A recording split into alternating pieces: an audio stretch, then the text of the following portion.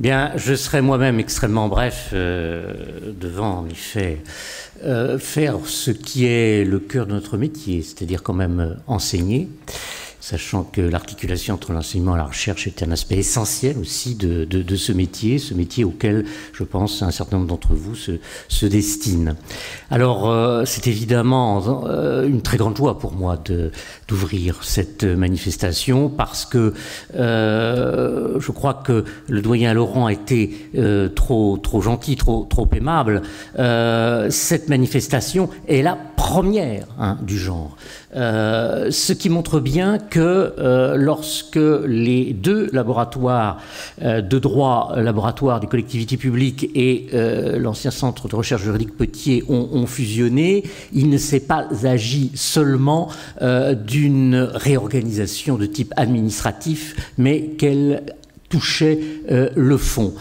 Ce n'était pas gagné d'avance, c'était peut-être un pari, mais nous avions aussi cet objectif de la prochaine visite du comité d'évaluation du HCERS. Et pour qu'un laboratoire ait, en quelque sorte, réponde à ce qu'il doit être, pour qu'il se rapproche, tout en gardant ses spécificités méthodologiques naturellement, mais pour qu'il se rapproche de la recherche en sciences dures, encore faut-il que ce laboratoire ait une véritable vie scientifique. Alors, si j'ose dire, s'agissant de la vie scientifique, les enseignants-chercheurs titulaires, professeurs et maîtres de conférences, normalement, s'en occupent, mais il est absolument essentiel que la jeune recherche puisse se manifester. Et d'ailleurs, cette manifestation n'est pas unique en son genre, puisque je reçois d'ailleurs par mail des annonces de colloques de jeunes chercheurs dans d'autres universités,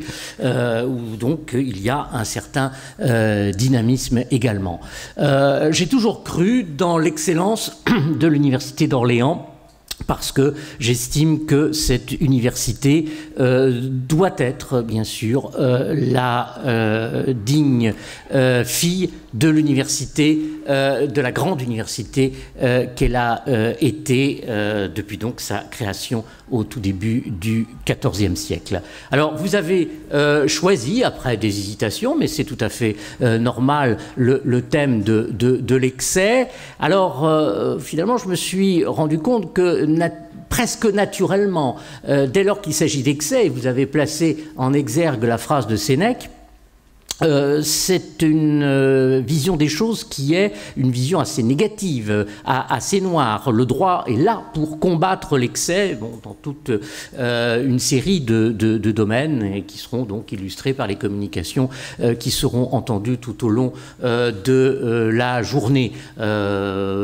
Évidemment, à titre personnel, j'ai pu regretter qu'on n'ait pas, par exemple, parlé de l'excès dans l'utilisation des ressources naturelles, qui était peut-être un thème intéressant. Mais au cœur de la notion d'excès, il y a aussi, inversement, la recherche de cet équilibre. Et là, nous sommes vraiment au cœur de la fonction du droit.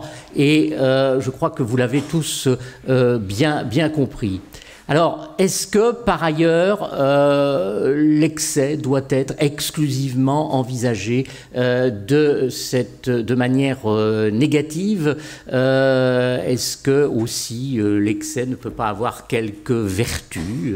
C'est peut-être une question qui devra être posée au fil des communications et surtout, bien évidemment, au fil des débats, qui ne manqueront pas d'être riches parce que cette manifestation doit être aussi une manifestation interactive entre les jeunes chercheurs qui seront à la tribune et vous, bien sûr, qui serez dans la salle. En tout cas, j'adresse toutes mes félicitations à l'équipe extrêmement dynamique, non seulement dynamique pour l'organisation de cette journée, mais pour toute une série d'événements qui ont pu être organisés et qui seront encore organisés dans les mois qui viennent.